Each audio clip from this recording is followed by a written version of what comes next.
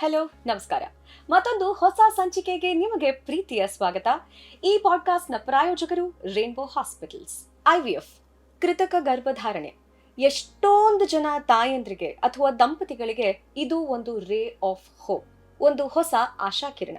IVF process ಆದ ನಂತರ ಅದು ನಿಜವಾಗ್ಲೂ ಸಕ್ಸಸ್ ಆಗತ್ತಾ, ಸಕ್ಸಸ್ ಆಗೋಕೆ ನಾವು ಏನೇನ್ ಮಾಡಬೇಕು ಅನ್ನೋದನ್ನ ಇವತ್ತಿನ ಸಂಚಿಕೆಯಲ್ಲಿ ನಾವು ತಿಳ್ಕೊಳ್ಳೋಣ. ಇದೆಲ್ಲವನ್ನ ತಿಳಿಸ್ಕೊಡೋದಕ್ಕೆ ನಮ್ಮ ಜೊತೆ ಇದ್ದಾರೆ ಡಾಕ್ಟರ್ ಸುಷ್ಮಾ BR. ಇವರು ಇನ್ಫರ್ಟಿಲಿಟಿ ಸ್ಪೆಷಲಿಸ್ಟ್, ರೇನ್ಬೋ ಹಾಸ್ಪಿಟಲ್ಸ್ ನಲ್ಲಿ ಪ್ರಾಕ್ಟೀಸ್ ಮಾಡ್ತಿದ್ದಾರೆ. ಹೆಲೋ ಡಾಕ್ಟರ್, ನಿಮಗೆ ಪ್ರೀತಿಯ ಸ್ವಾಗತ. ಥ್ಯಾಂಕ್ ಯು ಪಲ್ಲವಿ ಅವರೇ, ನನಗೆ ಶೋ ಕರೆದು ಇನ್ಫರ್ಟಿಲಿಟಿ ಬಗ್ಗೆ ಮಾಹಿತಿ ಕೊಡೋದಕ್ಕೆ ಅವಕಾಶ ಕೊಡ್ತಾ ಇರೋದಕ್ಕೆ ಥ್ಯಾಂಕ್ ಯು. ಡಾಕ್ಟರ್, IVF ಮಾಡಿಸ್ಕೋತಾರೆ ಎಷ್ಟೊಂದು ಜನ. ದಟ್ಸ್ ಕೃತಕ ಗರ್ಭಧಾರಣೆ, ನಾವು ಕನ್ನಡದಲ್ಲಿ ಅದೇ ತರ ಹೇಳ್ತೀವಿ. ಅದು ಸಕ್ಸಸ್ ಆಗ್ಬೇಕು ಅಂದ್ರೆ ಏನ್ ಮಾಡ್ಬೇಕು ಅನ್ನೋದನ್ನ ತಿಳ್ಕೊಳ್ಳೋಕ್ಕಿಂತ ಮುಂಚೆ ಸಣ್ಣದಾಗೆ ಈ IVF ಅಂದ್ರೆ ಏನು ಅಂತ ತಿಳಿಸ್ಕೊಡ್ತೀರಾ ಪ್ಲೀಸ್? ನೀವು ಹೇಳ್ದಂಗೆ IVF ಅಂತಂದ್ರೆ ಅದು ಕೃತಕ ಗರ್ಭಧಾರಣೆ, ಇನ್ ವಿಟ್ರೋ ಫರ್ಟಿಲೈಸೇಷನ್ ಅಂತ ನಾವು ಹೇಳ್ತೀವಿ.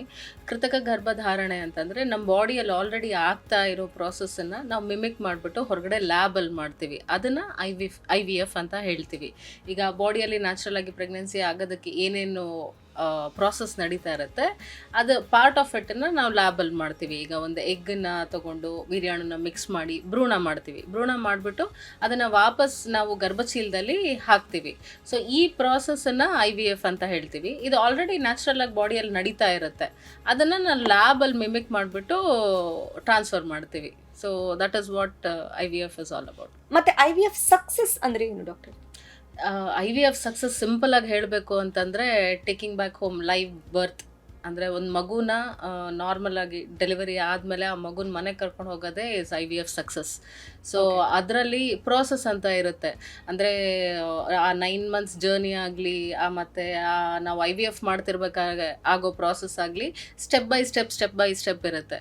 ಸೊ ಸಕ್ಸಸ್ ಅಂತಂದರೆ ನಾವು ಫಸ್ಟ್ ಇನಿಷಿಯಲಿ ಈಗ ಎಂಬ್ರಿಯೋ ಮಾಡಿ ಆ ಭ್ರೂಣನ ನಾವು ಟ್ರಾನ್ಸ್ಫರ್ ಮಾಡ್ತೀವಿ. ಸೊ ಅಲ್ಲಿಂದ ಒಂದು 15 daysಗೆ ನಮಗೆ ರಿಸಲ್ಟ್ ಬರುತ್ತೆ. ಸೊ ಆ 15 daysಲ್ಲಿ ರಿಸಲ್ಟ್ ಬಂದಾಗೂ that is also a part of success. So first beta HCG positive ಅಂತ ನಾವು ಹೇಳ್ತೀವಿ. ಸೊ ಅದು that is success again. And then ಅದಾದಮೇಲೆ ಅಲ್ಲಿಂದ ಒಂದು 15 days ಆದಮೇಲೆ 2 to 3 weeks ಲೇಟರ್ ನಾವು ಸ್ಕ್ಯಾನ್ ಮಾಡ್ತೀವಿ. ಸೊ ಫಸ್ಟ್ ಹಾರ್ಟ್ ಬೀಟ್ ನಾವು ಆವಾಗ ನೋಡ್ತೀವಿ ಮಗುದು ಸ್ಕ್ಯಾನಿಂಗಲ್ಲಿ. So that is also success. ಹಾಗೆ ಸ್ಟೆಪ್ ಬೈ ಸ್ಟೆಪ್ ಪ್ರಾಸೆಸ್ ಇರುತ್ತೆ IVF ಅಲ್ಲಿ ಸಕ್ಸಸ್ ಅಂತಂದರೆ. ಬಟ್ ಓವರ್ ಆಲ್ ಆಗಿ ಸಿಂಪಲ್ ಆಗಿ ಹೇಳಬೇಕು ಅಂತಂದರೆ IVF ಸಕ್ಸಸ್ ಆಗಿದೆ ಅಂತಂದರೆ ಕಪಲ್ ಬಂದಿರೋ ಕಾರಣ ಏನು, ಮಗು ಬೇಕು ಅಂತ. ಮಗುನ ವಾಪಸ್ ಹೆಲ್ದಿಯಾಗಿ ಮಗು ಮನೆಗೆ ತಗೊಂಡೋಗೋದೇ success. Wow, very nicely put across. Diet ಅಥವಾ ಲೈಫ್ ಸ್ಟೈಲ್ ನ ಒಂದು ಬದಲಾವಣೆಯಿಂದ IVF ಸಕ್ಸಸ್ ಆಗೋ ಸಾಧ್ಯತೆಗಳು ಹೆಚ್ಚಿದೆಯಾ doctor? Definitely lifestyle modifications ತುಂಬ ಇಂಪಾರ್ಟೆಂಟು. ಬರೀ IVF ಸಕ್ಸಸ್ ಆಗೋದ್ರಲ್ಲಿ ಅಷ್ಟೇ ಅಲ್ಲ, ನಾರ್ಮಲ್ ಆಗಿನೂ ತುಂಬ ಇಂಪಾರ್ಟೆಂಟು. ಈಗ IVF ಅಲ್ಲಿ ಏನಾಗುತ್ತೆ ಅಂತಂದರೆ ಆ ಎನ್ವೈರ್ಮೆಂಟ್ನ ಇಂಪ್ರೂವ್ ಮಾಡುತ್ತೆ ಲೈಫ್ ಸ್ಟೈಲ್ ಮಾಡಿಫಿಕೇಶನ್ಸ್ ಆಗೋದ್ರಿಂದ.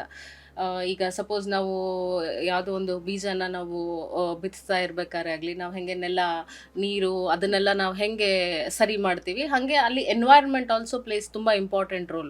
ಸೊ ಆ ಎನ್ವೈರ್ಮೆಂಟ್ನ ಚೇಂಜ್ ಮಾಡೋದಕ್ಕೆ ಲೈಫ್ ಸ್ಟೈಲ್ ಆಗಲಿ ಡಯಟು ತುಂಬ ಇಂಪಾರ್ಟೆಂಟು. ಹೆಂಗೆ ಇಂಪಾರ್ಟೆಂಟ್ ಆಗುತ್ತೆ ಅಂತಂದರೆ, ಈಗ ಎಗ್ದು ಕ್ವಾಲಿಟಿ ಇಂಪ್ರೂವ್ ಮಾಡೋದಕ್ಕಾಗಲಿ, ಇಲ್ಲ ಸ್ಪರ್ಮ್ದು ಕ್ವಾಲಿಟಿ ಚೆನ್ನಾಗಿರೋದಕ್ಕಾಗಲಿ ಸ್ವಲ್ಪ ಡಯಟ್ ವೇರಿಯೇಷನ್ಸ್ ನಾವು ಮಾಡಿದಾಗ, ಲೈಫ್ ಸ್ಟೈಲ್ ಮಾಡಿಫಿಕೇಶನ್ಸ್ ಮಾಡಿದಾಗ ಎಗ್ದು ಮತ್ತು ಸ್ಪರ್ಮ್ದು ಎರಡೂ ಕ್ವಾಲಿಟಿ ಇಂಪ್ರೂವ್ ಆಗೋದು ತುಂಬ ಪಾಸಿಬಿಲಿಟೀಸ್ ಇರುತ್ತೆ. And more than anything sperm ತುಂಬ ಸೆನ್ಸಿಟಿವ್ ಲೈಫ್ ಸ್ಟೈಲ್ ಮಾಡಿಫಿಕೇಶನ್ಸ್ಗೆ ಮತ್ತು ಎನ್ವೈರ್ಮೆಂಟಲ್ ಫ್ಯಾಕ್ಟರ್ಸ್ಗೆ.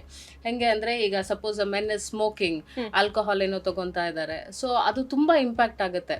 ಅದೇ ಸ್ಮೋಕಿಂಗ್ ಆಗಲಿ ಆಲ್ಕೋಹಾಲ್ ಆಗಲಿ ಸ್ಟಾಪ್ ಮಾಡಿಬಿಟ್ಟು ಅವರು ನಾರ್ಮಲ್ ಡಯಟನ್ನು ತೊಗೊಳಕ್ಕೆ ಸ್ಟಾರ್ಟ್ ಮಾಡಿದ್ರೆ ಅದರಲ್ಲಿ ತುಂಬ ಈ DNA ಡ್ಯಾಮೇಜ್ ಅಂತ ನಾವು ಹೇಳ್ತೀವಿ, ಅದು ಕಡಿಮೆ ಆಗ್ತಾ ಬರುತ್ತೆ. ಸೊ ಹಾಗೆ IVF ಸಕ್ಸಸ್ಗೆ ಸ್ಟ್ರೇಟ್ ಆಗಿ ಅದು ಕಾರಣ ಆಗಲಿಲ್ಲ ಅಂತಂದ್ರೂ ಇಂಡೈರೆಕ್ಟ್ ಆಗಿ ಡೆಫಿನೆಟ್ಲಿ ತುಂಬ ಇಂಪಾರ್ಟೆಂಟ್ ಆಗುತ್ತೆ. ಈಗ IVF ಪ್ರಾಸೆಸ್ನಲ್ಲಿರುವಂಥ ದಂಪತಿಗಳಿಗೆ ಇದನ್ನ ನೀವು ಮಾಡಲೇಬಾರ್ದು ಅನ್ನೋದಾದ್ರೆ ಏನಿರ್ಬೋದು? ಮಾಡಬಾರ್ದು ಅನ್ನೋದಾದ್ರೆ ಜಂಕ್ ಅವಾಯ್ಡ್ ಮಾಡಬೇಕು, ಹೊರಗಡೆ ಜಾಸ್ತಿ ತಿನ್ನಬಾರ್ದು, ತುಂಬ ಎಕ್ಸಸೈಸ್. ಈಗ ಹೆಂಗಾಗಿದೆ ಅಂತಂದರೆ ಈ ಕ್ರಾಶ್ ಕೋರ್ಸ್ಗಳು, ಆಮೇಲೆ ಕ್ರಾಶ್ ಡಯಟ್ಗಳು, ತುಂಬ ಜಿಮ್ ಮಾಡೋದು ಅದೆಲ್ಲನೂ ಆಗುತ್ತೆ. So excess anything done in excess is not good. ಮಾಡ್ರೇಷನಲ್ಲಿ ಎಕ್ಸಸೈಸ್ ಮಾಡಿ ಲೈಫ್ ಸ್ಟೈಲ್ನ ಕರೆಕ್ಟಾಗಿ ಇಟ್ಕೊಂಡು ಹೋದರೆ ದೆನ್ ಡೆಫಿನೆಟ್ಲಿ ಸಕ್ಸಸ್ ಇಂಪ್ರೂವ್ ಆಗುತ್ತೆ. ನಾವು ಡಯಟ್ ಬಗ್ಗೆ ಮಾತಾಡ್ತಾ ಇದ್ವಿ. ಸೊ ಹಾಗಾಗಿ ನೀವೇನಾದರೂ ಪಾಯಿಂಟ್ಸ್ನ ಹೈಲೈಟ್ ಮಾಡೋದಕ್ಕೆ ಇಷ್ಟಪಡ್ತೀರಾ? ದಂಪತಿಗಳು ಈ ಥರದ ಆಹಾರದ ಪದ್ಧತಿಯನ್ನು ಇಟ್ಕೊಳ್ಳಿ, ಅಥವಾ ಏನಾದರೂ ಇದನ್ನು ಇನ್ಕ್ಲೂಡ್ ಮಾಡ್ಕೊಳ್ಳಿ ಅಥವಾ ಇದನ್ನು ಎಕ್ಸ್ಕ್ಲೂಡ್ ಮಾಡ್ಕೊಳ್ಳಿ, ಆ ಥರದ್ದು ಏನಾದರೂ ಇದೆಯಾ? ಹೌದು, ಡಯಟಲ್ಲಿ ಅಂತಂದರೆ ಈಗ ಫಸ್ಟು ಫಿಮೇಲ್ಸಿಗೆ ಹೇಳೋದಾಯ್ತಂದರೆ ಫೋಲೇಟ್ ರಿಚ್ ಫುಡ್ಸ್ ಅಂತ ಇರುತ್ತೆ. Like ಸ್ಪಿನಿಚ್, beetroot, broccoli, citrus fruits ಇದೆಲ್ಲ. ಸೊ ಇದರಲ್ಲಿ ಫೋಲೇಟ್ ರಿಚ್ ಇರೋದ್ರಿಂದ ಅದು ಪ್ರೆಗ್ನೆಂಟ್ ಲೇಡಿಗೆ ಹೆಲ್ಪ್ ಆಗುತ್ತೆ, ಪ್ರೆಗ್ನೆನ್ಸಿಗಿಂತ ಮುಂಚೆನೂ ಹೆಲ್ಪ್ ಆಗುತ್ತೆ. And good fats also very important. So ಅದು fat in terms of coconut oil or in terms of olive oil, ಇಲ್ಲ ತುಪ್ಪ also can be consumed. And walnuts ಮತ್ತು ಡ್ರೈ ಫ್ರೂಟ್ಸು ಅದೆಲ್ಲನೂ ತುಂಬ ಇಂಪಾರ್ಟೆಂಟ್ ಆಗುತ್ತೆ. ಆ್ಯಂಡ್ ಮೋಸ್ಟ್ ಅಂಡರ್ ರೇಟೆಡು ಅಥವಾ neglected part of diet ಅಂತಂದರೆ I feel it is hydration. ಕರೆಕ್ಟಾಗಿ ನೀರು ಕುಡಿಯೋದು, ಇಷ್ಟೇ ಲೀಟರ್ಸ್ ನೀರು ಕುಡಿಯೋದು, ಅದೆಲ್ಲ ತುಂಬ ಇಂಪಾರ್ಟೆಂಟ್ ಆಗುತ್ತೆ. ಹೈಡ್ರೇಷನ್ ಬರೀ ನೀರಷ್ಟೇ ಅಲ್ಲ, ಬೀಟ್ ಬಟರ್ ಮಿಲ್ಕ್, ಇಲ್ಲ ಅಂತಂದರೆ ಕೊಕೊನಟ್ ವಾಟರು, ಅದೆಲ್ಲನೂ ಹೈಡ್ರೇಷನಲ್ಲೇ ಬರುತ್ತೆ. ಆ್ಯಂಡ್ ಎಸ್ಪೆಷಲಿ ಮೆನ್ನಿಗೆ ಸ್ಪರ್ಮ್ಸ್ದು ಕ್ವಾಲಿಟಿ ಇಂಪ್ರೂವ್ ಮಾಡೋದಕ್ಕೆ again there are certain foods. ಈಗ ಸ್ಮೋಕಿಂಗ್, ಆಲ್ಕೋಹಾಲ್ ಅವಾಯ್ಡ್ ಮಾಡೋದು ಅಲ್ಲದೆ, ಗಂಡಸರು ಅಂತ ಬಂದಾಗ ಈಗ ಅಕ್ರೋಟ್ಸ್ ಆಗಲಿ ಆ್ಯಂಡ್ ಬ್ರೆಜಿಲ್ ನಟ್ಸ್ ಆಗಲಿ, ಪಂಪ್ಕಿನ್ ಸೀಡ್ಸು, ಮತ್ತು ದಾಳಿಂಬೆ ಜ್ಯೂಸು, ಆ್ಯಂಡ್ ಟೊಮ್ಯಾಟೊ, ಎಗ್ಗು, ಇದೆಲ್ಲ ತುಂಬ ಇಂಪಾರ್ಟೆಂಟ್ ಆಗುತ್ತೆ. ಸೊ ಇದೆಲ್ಲದರಲ್ಲಿನೂ ಸ್ಪರ್ಮ್ಸ್ದು ಕ್ವಾಲಿಟಿ ಮತ್ತು ಅದ್ರದ್ದು ಕೌಂಟು, ಮೊಟಿಲಿಟಿ, ಮಾರ್ಫಾಲಜಿ ಇಂಪ್ರೂವ್ ಮಾಡೋದಕ್ಕೆ ಇದು ತುಂಬ ಹೆಲ್ಪ್ ಆಗುತ್ತೆ. ಡಾಕ್ಟರ್, ತುಂಬ ಸರ್ತಿ ಹೆಣ್ಮಕ್ಳು ಇದು ಮಾಡಬೇಕು, ಹೆಣ್ಮಕ್ಳು ಹೀಗಿರಬೇಕು, ಹೆಂಗಸ್ರು ಇದೇ ಮಾಡಬೇಕು ಅಂತ ಸುಮಾರಷ್ಟು ಸಲಹೆಗಳು ಹೆಣ್ಣನ್ನು ಗಮನದಲ್ಲಿಟ್ಕೊಂಡು ಬರ್ತವೆ. IVF ಸಕ್ಸಸ್ ಆಗಬೇಕು ಅಂತಂದರೆ ಗಂಡಿನ ಪಾತ್ರ ಕೂಡ ಬಹಳ ಮುಖ್ಯ ಅಲ್ವಾ? ಗಂಡಸು ಏನು ಮಾಡಬಹುದು? ನೀವು ಹೇಳಿದಂಥ ಆಹಾರ ಪದ್ಧತಿಗಳು ಹೌದು, ಅದು ಬಿಟ್ಟು ಆ್ಯಸ್ ಫಾರ್ ಆಸ್ ಮೆನ್ ಅಂದರೆ ಗಂಡಸಿಗೆ ಸಂಬಂಧಪಟ್ಟಂಗೆ 50%, 50% ಏನು ಸಕ್ಸಸ್ ರೇಟ್ಸ್ ಇರುತ್ತಲ್ಲ, ಅದು it dependent on the men also. ಗಂಡಸರಿಗೂ ತುಂಬ ಇಂಪಾರ್ಟೆಂಟ್ ಕಾಂಟ್ರಿಬ್ಯೂಷನ್ ಇದೆ IVF ಅಲ್ಲಿ. ಸೊ ಹೆಂಗೆ ಅದನ್ನು ಇಂಪ್ರೂವ್ ಮಾಡ್ಬೋದು ಅಂತಂದರೆ, men should avoid smoking, alcohol avoid ಮಾಡಬೇಕು, ರೆಗ್ಯುಲರ್ ಎಕ್ಸಸೈಸ್ ಮಾಡಬೇಕು. ಈಗ ಎಕ್ಸಸೈಸ್ ಮಾಡ್ತಿರ್ಬೇಕಾದ್ರೆ ಜಿಮ್ಮು ಅದೆಲ್ಲ ಎಕ್ಸಸೈಸಿಂಗಲ್ಲಿ ತುಂಬ ಮಾಡ್ರೇಷನಲ್ಲಿ ಇರಬೇಕು, ಲಿಮಿಟೆಡ್ ಇರಬೇಕು. Heavy wait lifting, steroid induced exercises ಆಗಲಿ ಅದನ್ನೆಲ್ಲ ಮಾಡಬಾರ್ದು. And too much of heat exposure, ಈ ಸೋನಾ ಆಮೇಲೆ ಸ್ಟೀಮು ಅದನ್ನೆಲ್ಲನೂ ಅವಾಯ್ಡ್ ಮಾಡಬೇಕಾಗುತ್ತೆ. ಸೊ ರೆಗ್ಯುಲರ್ ಆಗಿ ಲೈಫ್ ಸ್ಟೈಲು, ಡಯಟು ಅದನ್ನೆಲ್ಲ ಮೇಂಟೈನ್ ಮಾಡಿಕೊಂಡು ಅವರು ಸ್ಪರ್ಮ್ ಕ್ವಾಲಿಟಿ ಇಂಪ್ರೂವ್ ಮಾಡಿಕೊಂಡ್ರೆ ಡೆಫಿನೆಟ್ಲಿ ಒಂದು ಒಳ್ಳೆ ಎಂಬ್ರಿಯೋ ಬಂದಾಗ ಆವಾಗ ಸಕ್ಸಸ್ ರೇಟ್ಸ್ ಆಟೋಮ್ಯಾಟಿಕಲಿ ಇಂಪ್ರೂವ್ ಆಗುತ್ತೆ. ಬರೀ ಫೀಮೇಲ್, ಈಗ IVF ಅಂತಂದರೆ ಫೀಮೇಲ್ ಮೇಲೆ ಕಾನ್ಸಂಟ್ರೇಷನು, ಇಲ್ಲ ಮೋಸ್ಟ್ ಆಫ್ ದ ಟೈಮ್ ಫೀಮೇಲೇ ಪ್ರಾಬ್ಲಮ್ ಇರುತ್ತೆ, ಆ ಥರ ತುಂಬ ಮಿತ್ಸ್ ಇದೆ. ಬಟ್ ಈಕ್ವಲ್ ಪರ್ಸಂಟೇಜ್ ಇರುತ್ತೆ, ಅಂದರೆ ಮೆನ್ನಿಗೆ ಎಷ್ಟು ಕಾರಣಗಳಿರುತ್ತೋ ಅಷ್ಟೇ ಫೀಮೇಲ್ಗೂ ಕಾರಣ ಇರುತ್ತೆ, ಆ್ಯಂಡ್ ಅಷ್ಟೇ ಕಾಂಟ್ರಿಬ್ಯೂಷನ್ ಇರುತ್ತೆ. ಸೊ ಫೀಮೇಲ್ ಇಂಜೆಕ್ಷನ್ಸ್ ಎಲ್ಲ ತೊಗೊತಾರೆ, ಟ್ರಾನ್ಸ್ಫರ್ ಅವ್ರಿಗೆ ಮಾಡ್ತೀವಿ, ಇದೆಲ್ಲ ಇದ್ರೂ ಒಂದು ಎಂಬ್ರಿಯೋ ಆಗಬೇಕು ಅಂತಂದರೆ ಸ್ಪರ್ಮು, ಎಗ್ಗು ಎರಡೂ 50% ಕಾಂಟ್ರಿಬ್ಯೂಷನ್ ಇರುತ್ತೆ. So lifestyle modification specially ಮೆನ್ನಿಗೆ ಬಂದಾಗ ಮಾಡಿದ್ರೆ ಆಟೋಮೆಟಿಕಲಿ IVF ಅದು ಸಕ್ಸಸ್ ರೇಟ್ಸ್ ಇಂಪ್ರೂವ್ ಆಗುತ್ತೆ. ನೀವು ಹೀಟ್ ಇಂಡ್ಯೂಸ್ಡ್ ಅಂದರೆ ಸೌನಾ ಅದೆಲ್ಲ ಅವಾಯ್ಡ್ ಮಾಡಬೇಕು ಅಂತ ಹೇಳಿದ್ರಿ. ಟೈಟ್ ಬಟ್ಟೆಗಳನ್ನು ಹಾಕೊಳ್ಳೋದ್ರಿಂದ, ಅಂದರೆ ಟೈಟ್ ಜೀನ್ಸ್ ಪ್ಯಾಂಟ್ ಹಾಕೊಳ್ಳೋದ್ರಿಂದ ಏನಾದರೂ ವೀರ್ಯಾಣುವಿನ ಕ್ವಾಲಿಟಿ ಮೇಲೆ ಅಫೆಕ್ಟ್ ಆಗುತ್ತಾ? ಓವರ್ ಆಲ್ ಎಫೆಕ್ಟ್ ಆಗುತ್ತೆ. ಅಂದರೆ ಈಗ ನಾನು ಹೆಂಗೆ ಹೇಳಿದೆ, ಈಗ ಹೀಟ್ ಎಕ್ಸ್ಪೋಜರ್ ಅಂತ ಹೇಳಿದೆ, ಅದು ಒಂದು ಕಾರಣ. ಹಾಗೆ ಟೈಟ್ ಕ್ಲಾತಿಂಗ್ ಆಲ್ಸೋ, ಸೊ ಅದರಿಂದನೂ ಎಫೆಕ್ಟ್ ಆಗುತ್ತೆ. Cotton clothing is preferable. IVF process ಶುರುವಾದ ನಂತರ ಅಂದರೆ ಅದು ಸಕ್ಸಸ್ ಆಗಬೇಕು ಅನ್ನೋದಾದರೆ ತುಂಬ ಮಿತ್ಗಳಿದಾವೆ. ಅದರಲ್ಲಿ ಒಂದೇನು ಅಂತಂದರೆ ಪೈನಾಪಲ್ನ ತಿನ್ನಬೇಕು, ಹರ್ಬಲ್ ಟೀನ ಕುಡಿಬೇಕು. ಒಂದ್ಸತಿ ಹೇಳ್ತಾರೆ ತಣ್ಣಗಿರೋ ಪದಾರ್ಥಗಳನ್ನ ತಿನ್ನಬೇಕು, ತಣ್ಣಗಿರೋದನ್ನ ತಿನ್ನಬಾರ್ದು, ಬರೀ ಬೆಚ್ಚಗಿನ ಪದಾರ್ಥಗಳನ್ನ ತಗೋಬೇಕು ಅಂತ. ಇವೆಲ್ಲವನ್ನ ಕೇಳಿದಾಗ ಏನನ್ಸುತ್ತೆ? I'll break it down one by one. Yes. So ಈಗ ಪೈನಾಪಲ್ ಅಂತ ನೀವು ಮೆನ್ಷನ್ ಮಾಡಿದ್ರಿ, ಪೈನಾಪಲ್ ಕೋರ್ ಅಂತ. Specific food related success rates ಅಂತ ಏನೂ ಇರೋದಿಲ್ಲ. It is all the overall embryo ಹೆಂಗಿತ್ತು, ಎಗ್ ಹೆಂಗಿತ್ತು, ಎಗ್ದು ಕ್ವಾಲಿಟಿ ಹೆಂಗಿತ್ತು, ಸ್ಪರ್ಮ್ ಕ್ವಾಲಿಟಿ ಹೆಂಗಿತ್ತು, ಅದ್ರ ಮೇಲೆ ಸಕ್ಸಸ್ ರೇಟ್ಸ್ ಡಿಪೆಂಡ್ ಆಗಿರುತ್ತೆ. So as far as pineapple core ಅದು ಏನಕ್ಕೆ ಹಾಗೆ ಫೇಮಸ್ ಆಯಿತು ಅಂತಂದರೆ, ಇಟ್ ಈಸ್ ಬ್ರೊಮ್ಯಾಲಿಯನ್ ಅನ್ನೋದು ಒಂದು ಅಂಶ ಅದರಲ್ಲಿದೆ ಪೈನಾಪಲ್ ಅಲ್ಲಿ. ಸೊ ದಟ್ ಈಸ್ ಅದು ಲಿಟಲ್ ಬ್ಲಡ್ ಥಿನ್ನರು ಮತ್ತು ಆ್ಯಂಟಿ ಇನ್ಫ್ಲಮೇಟರಿ ಫಂಕ್ಷನ್ ಅದಕ್ಕಿರುತ್ತೆ. ಓಕೆ. ಸೊ ಅದರಿಂದ ಅದು ಹೆಲ್ಪ್ ಆಗುತ್ತೆ ಅಂಥೇಳಿ ಕೆಲವೊಂದು ನೋಷನ್ಸ್ ಇದೆ. ಬಟ್ ಅದು it is not proven, scientifically ಏನು ಪ್ರೂವ್ ಆಗಿಲ್ಲ. ಆ್ಯಂಡ್ ಅದು ಕ್ವಾಂಟಿಟಿ ಏನಿದೆ ಅದರಲ್ಲಿ it is very minimal quantity. So ಅದನ್ನಷ್ಟೇ ತಿಂದರೆ ಇಂಪ್ರೂವ್ ಆಗುತ್ತೆ ಸಕ್ಸಸ್ ರೇಟ್ಸು ಕ್ಲಿನಿಕಲಿ ಪ್ರೂವನ್ ಇಲ್ಲ. Overall health, overall lifestyle modifications ಮೇಲೆ ಸಕ್ಸಸ್ ರೇಟ್ಸ್ ಡಿಪೆಂಡ್ ಆಗಿರುತ್ತೆ. ಆ್ಯಂಡ್ ಎಸ್ಪೆಷಲಿ ನೀವು ಅದು ಕೋಲ್ಡ್ ವಾಟರು, ಐಸ್ ಕ್ರೀಮು ಅದನ್ನೆಲ್ಲ ಹೇಳಿದ್ರಿ. ಟೆಂಪ್ರೇಚರ್ ರಿಲೇಟೆಡ್ ಏನೇ ಇದ್ರೂ, be it hot or cold, ಬಿಸಿನೂ ಇರ್ಬೋದು ತಣ್ಣಗೂ ಇರ್ಬೋದು, ಅದು ಯಾವುದು ಎಂಬ್ರಿಯೋ ಕ್ವಾಲಿಟಿ ಮೇಲೆ ಎಫೆಕ್ಟ್ ಆಗೋದಿಲ್ಲ. It is only the quality of the egg, sperm and the embryo. IVF ಪ್ರಾಸೆಸ್ನ ಸಕ್ಸಸ್ ಮಾಡಲಿಕ್ಕೆ ಯಾವುದಾದ್ರೂ ಎಕ್ಸಸೈಸ್ಗಳಿದೆಯಾ? ಎನಿ ಯೋಗ ಪಾಸ್ಚರ್ ಆ ಥರದ್ದೇನಾದರೂ ನೀವು ರೆಕಮೆಂಡ್ ಮಾಡ್ತೀರಾ ಅಥವಾ ಇದೆಯಾ? ಎಕ್ಸಸೈಸಸ್ ಇದೆ. ಒಂದು ಟಿಪ್ ಏನಂತಂದರೆ, ಅಂದರೆ ಎಸ್ಪೆಷಲಿ ನೀವೀಗ IVF ಮಾಡ್ಕೊತಾ ಇದ್ದೀರಾ ಅಂತಂದರೆ, ಎಕ್ಸಸೈಸ್ ರಿಲೇಟೆಡ್ ಟಿಪ್ ಅಂತಂದರೆ, ಈಗ ನೀವು ಯಾವುದೇ ಎಕ್ಸಸೈಸ್ ಮಾಡ್ತಾ ಇರ್ಬೇಕಾದ್ರೆ ನಿಮ್ಗೆ ಆ ಎಕ್ಸಸೈಸ್ ಮಾಡ್ತಿರ್ಬೇಕಾದ್ರೆ ಮಾತಾಡೋಕ್ಕಾಗ್ತಾ ಇಲ್ಲ ನಾರ್ಮಲಿ ಅಂತಂದರೆ, ಆವಾಗ that is excess for you ಅಂತ. ಓಕೆ. ಸೊ ವೆನ್ ಎಕ್ಸಸೈಸ್ ಮಾಡ್ತಿರ್ಬೇಕಾದ್ರೆ ನೀವು ನಾರ್ಮಲ್ ಆಗಿ ಮಾತಾಡಿಕೊಂಡು ಎಕ್ಸಸೈಸ್ ಮಾಡ್ತಾ ಇದ್ದೀರಾ ಅಂತಂದರೆ, that is moderate exercise which is good. So ಆ ಥರ ನೀವು ಎಕ್ಸಸೈಸಸ್ ಮಾಡಬೇಕು. ಬ್ರಿಸ್ಕ್ ವಾಕಾರು ಮಾಡ್ಬೋದು, ಇಲ್ಲ ನೀವು ರೆಗ್ಯುಲರ್ ಆಗಿ ಮೈಲ್ಡ್ ಎಕ್ಸಸೈಸಸ್ ಏನಿರುತ್ತೆ ಅದು ಮಾಡ್ಬೋದು. Yoga especially 2 to 3 times in a week you can do yoga also. ಯಾವುದೇ ಎಕ್ಸಸೈಸ್ ಮಾಡ್ತಿರ್ಬೇಕಾದ್ರೂ it should not be excess, ತುಂಬ ಜಾಸ್ತಿ ಮಾಡಬಾರ್ದು. ಮಾಡ್ರೇಟ್ ಆಗಿ ಮಾಡಿದ್ರೆ it is always good. Overweight ಇದ್ದವರಿಗೆ IVF ಸಕ್ಸಸ್ ಸ್ವಲ್ಪ ಕಮ್ಮಿ ಅಂತ ಹೇಳ್ತಾರೆ. ಯಾಕೆ ಡಾಕ್ಟರ್? ಇದ್ರ ಹಿಂದೆ ಇರುವಂಥ ಒಂದು ಸೈನ್ಸನ್ನ ಎಕ್ಸ್ಪ್ಲೇನ್ ಮಾಡೋಕ್ಕಾಗತ್ತಾ? ತೂಕ ಜಾಸ್ತಿ ಇದ್ರೆ ಏನಾಗುತ್ತೆ? ಅದೇ ತೂಕ ಜಾಸ್ತಿ ಇದ್ದಾಗ ಏನಾಗುತ್ತೆ, ನಮ್ಮ ಬಾಡಿಯಲ್ಲಿ ಫ್ಯಾಟ್ ಡೆಪೋಸಿಷನ್ ಆಗಿರುತ್ತೆ.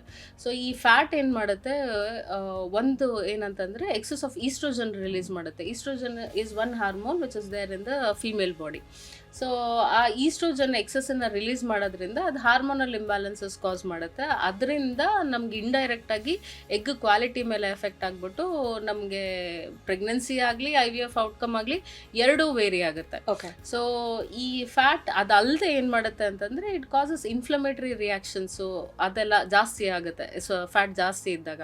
ಸೊ ಈ ಒಬೇಸಿಟಿ ಅನ್ನೋದು ಬರೀ IVFಗೆ ಅಲ್ಲ, ಬಟ್ ಓವರ್ ಆಲ್ ಪ್ರೆಗ್ನೆನ್ಸಿಗೂ ಅದು ತುಂಬ ಇಂಪ್ಯಾಕ್ಟ್ ಆಗುತ್ತೆ.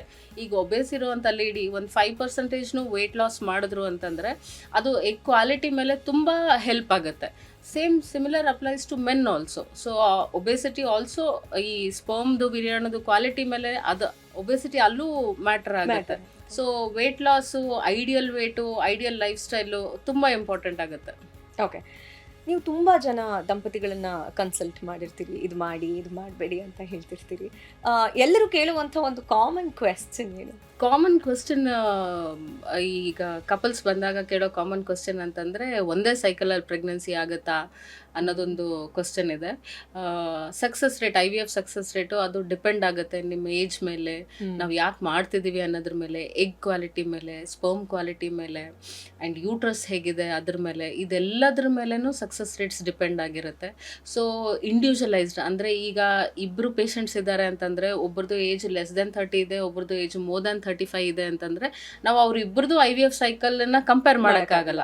ಈಗ ನಾರ್ಮಲ್ ಆಗಿ ಹಾಗೆ ಮಾಡ್ತಾರೆ. ಈಗ ನನ್ನ ಫ್ರೆಂಡಿಗೆ ಯಾರಿಗೋ IVF ಪಾಸಿಟಿವ್ ಆಗಿದೆ, ಅವ್ರದ್ದು ಇದಿತ್ತು, ನನ್ಗೆ ಹೆಂಗಾಗುತ್ತೆ, ಇಲ್ಲ ಅವ್ರದ್ದು ಆಗಿಲ್ಲ ಆ ಏಜ್ಗೂ ನನ್ಗೆ ಆಗುತ್ತೋ ಇಲ್ಲೋ ಅಂತ. ಸೊ ಹಂಗೆ ಕಂಪ್ಯಾರಿಸನ್ ಮಾಡಬಾರ್ದು. ಆ್ಯಂಡ್ ಎಲ್ಲರಿಗೂ ಫಸ್ಟ್ ಟೈಮೇ IVF ಸಕ್ಸಸ್ ಆಗಲಿ ಅಂತಲೇ ಎಲ್ಲ ಡಾಕ್ಟ್ರುಗಳು ಆಗಲಿ, ಎಲ್ಲ ಟ್ರೀಟ್ಮೆಂಟ್ ಆಗ್ಲಿನೂ ಓರಿಯೆಂಟೆಡ್ ಹಾಗೆ ಇರುತ್ತೆ. ಇಂಡಿವಿಜುವಲೈಸ್ಡ್ ಆಗಿದ್ದಾಗ ರೆಸ್ಪಾನ್ಸ್ ವೇರಿ ಆಗುತ್ತೆ. ಓಕೆ. IVF ವಿಚಾರ ಬಂದಾಗ ಕೆಲವೊಂದಷ್ಟು ತಪ್ಪು ಕಲ್ಪನೆಗಳಿದೆ ಡಾಕ್ಟರ್. ಅದನ್ನು ತಿದ್ದುವ ಪ್ರಯತ್ನವನ್ನು ಡೆಫಿನೆಟ್ಲಿ ನೀವು ಮಾಡ್ತೀರಿ ಅಂತ ಅಂದ್ಕೊಂಡಿದ್ದೀನಿ.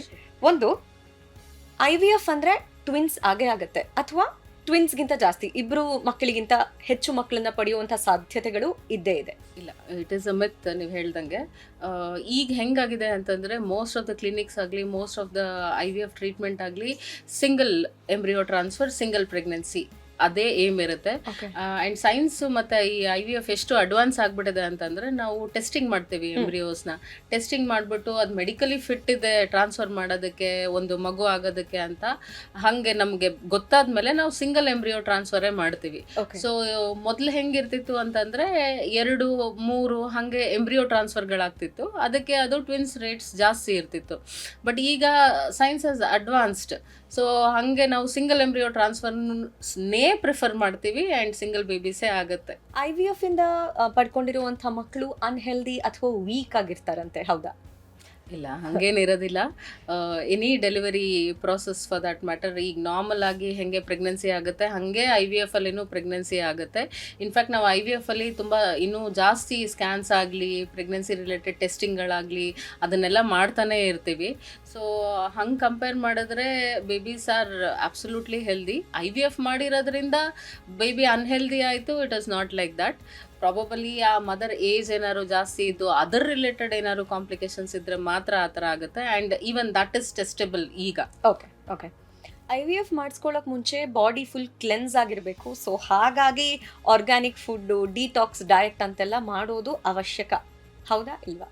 ಇಲ್ಲ, ಈ ಆರ್ಗ್ಯಾನಿಕ್ ಆಗಲಿ, ಡಿಟಾಕ್ಸ್ ಡಯಟ್ ಆಗಲಿ, ಈ ನಮ್ಮ ಬಾಡಿಯಲ್ಲಿ ಡಿಟಾಕ್ಸ್ ಮೆಕ್ಯಾನಿಸಮ್ ಆಲ್ರೆಡಿ ಇನ್ಬಿಲ್ಟ್ ಇದೆ. ಈ ಕಿಡ್ನಿ ಮತ್ತು ಲಿವರ್ ಆಲ್ರೆಡಿ ಫಂಕ್ಷನ್ ಮಾಡ್ತಾ ಇದೆ, ಅದು ಡಿಟಾಕ್ಸ್ ಮಾಡ್ತಾ ಇದೆ. ಈ ಆರ್ಗ್ಯಾನಿಕ್ ಆಗಿ ತೊಗೊಂಡ್ರೇ ನಮಗೆ ಡಿಟಾಕ್ಸ್ ಆಗುತ್ತೆ ಆ ಥರ ಏನೂ ಇರೋದಿಲ್ಲ. But healthy life style maintain ಮಾಡೋದು, ನಾವು ರೆಗ್ಯುಲರ್ ಆಗಿ ಏನು ಆಹಾರಗಳು ತಿಂತೀವಿ ಅದನ್ನು ಸ್ವಲ್ಪ ಇಂಪ್ರೂವ್ ಮಾಡ್ಕೊಳ್ಳೋದು, ಅದರಿಂದ ಓವರ್ ಆಲ್ ಇಂಪ್ಯಾಕ್ಟ್ ಆಗುತ್ತೆ. ಬರೀ ಆರ್ಗ್ಯಾನಿಕ್ ಮತ್ತು ಇದರಿಂದ ಆಗಲ್ಲ. ಓಕೆ. ತುಂಬ ಜನಕ್ಕೆ ಮಿತ್ ಇದೆ, ಅಂದರೆ ಲೈಕ್ ಈವನ್ ಬೆಡ್ ರೆಸ್ಟ್ ಮಾಡಬೇಕು ನಾನು IVF ಆದಮೇಲೆ ಅಂತ. ಸೊ ಬೆಡ್ ರೆಸ್ಟು ನೆಸಸರಿ ಇಲ್ಲ. ಬೆಡ್ ರೆಸ್ಟ್ ಮಾಡಿದ್ರೆ ಏನಾಗುತ್ತೆ ಅಂತಂದರೆ ನಮ್ಮದು ಬಾಡಿ ಮೂಮೆಂಟು ಕಡಿಮೆ ಆಗುತ್ತೆ, ಬ್ಲಡ್ ಸ್ಟಾಗ್ನೆಂಟ್ ಆಗುತ್ತೆ, ಮೂಮೆಂಟ್ ಇರೋದಿಲ್ಲ ಬ್ಲಡ್ಗೆ. ಸೊ ನಾವು ಎಷ್ಟು ಆ್ಯಕ್ಟಿವ್ ಆಗಿರ್ತೀವಿ ಅಷ್ಟು ನಮಗೆ ಪ್ರೆಗ್ನೆನ್ಸಿ ರೇಟ್ಸ್ ಇಂಪ್ರೂವ್ ಆಗುತ್ತೆ. ಸೊ ನಾನು ಮೋಸ್ಟ್ ಆಫ್ ಮೈ ಪೇಷಂಟ್ಸ್ಗೆ ನಾನು ಏನು ಹೇಳ್ತೀನಿ ಅಂತಂದರೆ, after your meal, lunch, breakfast, dinner ಆದಮೇಲೆ 15 ಮಿನಿಟ್ಸ್ ವಾಕ್ ಮಾಡಿ, ಮೊಬೈಲ್ ಆಗಿರಿ, ಓಡಾಡಿಕೊಂಡು ಬೆಡ್ ರೆಸ್ಟ್ ಮಾಡೋ ನೆಸಸರಿ ಇಲ್ಲ. ಸೊ ಈ ಥರ ಮಾಡಿದ್ರೆ ಅದು ಇಂಪ್ರೂವ್ ಮಾಡುತ್ತೆ ಸಕ್ಸಸ್ ರೇಟ್ಸನ್ನು. ಬೆಡ್ ರೆಸ್ಟು, ಟೆಂಪ್ರೇಚರು ಅದು ಯಾವುದೂ ಮ್ಯಾಟ್ರ್ ಆಗಲ್ಲ. ಡಾಕ್ಟರ್, ನಾವು ಎಪಿಸೋಡ್ನ ಕೊನೆಯಲ್ಲಿದ್ದೀವಿ. ಕೊನೆಯದಾಗಿ ನೀವೇನಾದರೂ ಈ IVFನ ಚೂಸ್ ಮಾಡುವಂಥ, ಆಪ್ಟ್ ಮಾಡುವಂಥ ದಂಪತಿಗಳಿಗೆ ಹೇಳೋ ಮಾತೇನಾದರೂ ಇದ್ದರೆ? ತುಂಬ ಇಂಪಾರ್ಟೆಂಟಾಗಿ ಹೇಳೋದೇನು ಅಂತಂದರೆ, ದಂಪತಿಗಳಿಗೆ ಎಸ್ಪೆಷಲಿ ಈ IVF ಆಗಲಿ, ಪ್ರೆಗ್ನೆನ್ಸಿ ಆಗಲಿ, ಇಟ್ ಈಸ್ ಅ ಜರ್ನಿ. ಅಂದರೆ ಅದೊಂದು ಪಾರ್ಟ್ ಆಫ್ ಲೈಫ್. ಅದೆಲ್ಲದಕ್ಕಿಂತ ಇಂಪಾರ್ಟೆಂಟ್ ಅಂತಂದರೆ how you both are connected. ಅಂದರೆ ಕಪಲ್ ಹೆಂಗೆ ಇಮೋಷ್ನಲಿ ಕನೆಕ್ಟೆಡ್ ಇರ್ತಾರೆ ಅದು ಇಂಪಾರ್ಟೆಂಟ್ ಆಗುತ್ತೆ. ಸೊ ಜರ್ನಿ, IVF ಅನ್ನೋದು ಜರ್ನಿ. ಆ ಜರ್ನಿಯಲ್ಲಿ ನೀವಿಬ್ಬರು ಹೆಂಗೆ ಇಮೋಷ್ನಲಿ ಒಬ್ರಿಗೊಬ್ರು ಹ್ಯಾಂಡಲ್ ಮಾಡ್ತೀರಾ. ಈಗ lifestyle, diet, exercise, injections, ಅದೆಲ್ಲದಕ್ಕಿಂತ ತುಂಬ ಇಂಪಾರ್ಟೆಂಟ್ ಅಂತಂದರೆ ದ ಇಮೋಷ್ನಲ್ ಬಾಂಡಿಂಗ್, ಒಂದು ಕಪಲಲ್ಲಿರುವಂಥ ಇಮೋಷ್ನಲ್ ಬಾಂಡಿಂಗ್. ಸೊ ಅದನ್ನು ಬೆಳೆಸ್ಕೊಂಡು ಅದ್ರ ಮೇಲೆ ಕಾನ್ಸಂಟ್ರೇಟ್ ಮಾಡಿಕೊಂಡು ಒಬ್ರಿಗೊಬ್ರು ಸಪೋರ್ಟ್ ಆಗಿ ಇದ್ಕೊಂಡು IVF ಪ್ರಾಸೆಸ್ ಮಾಡಿದ್ರೆ ಡೆಫಿನೆಟ್ಲಿ ಸಕ್ಸಸ್ ಆಗುತ್ತೆ ಅಂತ ಐ ಫೀಲ್. ಸುಮಾರಷ್ಟು ಮಾಹಿತಿಯನ್ನು ಇವತ್ತು ನೀವು ನಮ್ಮ ಈ ಪಾಡ್ಕಾಸ್ಟ್ನಲ್ಲಿ ಹಂಚ್ಕೊಂಡಿದ್ದೀರಾ doctor. Thank you so much. Thank you so much ನನಗೆ IVF ಬಗ್ಗೆ ಇನ್ಫಾರ್ಮೇಷನ್ ಕೊಡೋದಕ್ಕೆ. ಆ್ಯಂಡ್ IVFನ ಯಾರು ಫಾಲೋ ಮಾಡ್ತಾ ಇದ್ದಾರೆ, IVF ಟ್ರೀಟ್ಮೆಂಟ್ ಯಾರು ತೊಗೊತಾ ಇದ್ದಾರೆ, ಅವರಿಗೆ ಸಾಕಷ್ಟು ಮಾಹಿತಿಯನ್ನು ಕೊಟ್ಟು ಅವರಿಗೆ ಇದರಿಂದ ಸಹಾಯ ಆಗುತ್ತೆ ಅಂತ ನಾನು ಅಂದ್ಕೊಂಡಿದ್ದೀನಿ. ಹೋಪ್ಫುಲಿ IVF ಕಪಲ್ಸ್ಗೆ ಇದರಿಂದ ಹೆಲ್ಪ್ ಆಗುತ್ತೆ ಅಂತ ಅಂದ್ಕೊಂಡಿದ್ದೀನಿ. Thank you. Thank you doctor.